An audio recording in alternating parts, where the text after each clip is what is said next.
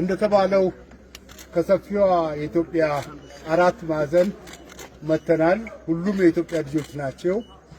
ሁሉም እያንዳንዱ ኢትዮጵያዊ ክልል ለኢትዮጵያ ጉዳይ የራሱ የሆነ አስተዋጽኦ መነሻ ገንቢ ነገሮች አሉ።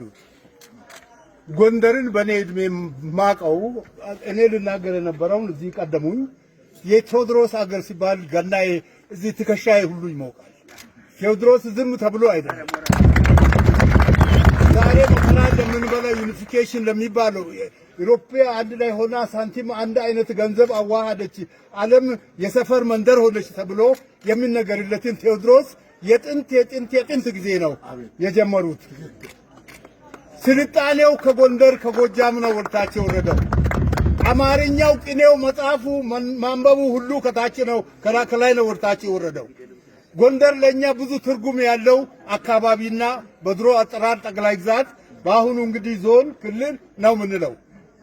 ይሄ ብቻ አይደለም። ቴዎድሮስ መስተምሮ ብዙ ቄሶች አንድ ታቦት ላይ ሲቀድሱ ሲውሉ፣ ብዙ ዲያቆኖች ሲቀድሱ ሲውሉ ማን አርሶ ሊበላ ነው አረባካች ብለው ያንንም ስርዓት ያስተካከሉ ንጉስ ናቸው ቴዎድሮስ። እንግዲህ ብዙ ለመናገር ጊዜ ስለሌለኝ እንዲህ እንዳከበራችሁን ጥንትም የተከበራችሁ ናችሁ። አሁንም ክብራችሁ እንደሸማ እንደለበሳችሁ ኑሩ፣ ዝለቁ። የኢትዮጵያ አንድነት ለወደፊት ይዝለቅ። እኛም በሰላምና በፍቅር እንደምንከርም ተስፋ አድርገን የመጣ ነው። እግዚአብሔር ባርካችሁ። ደስ የሚል አቀባበል ነው።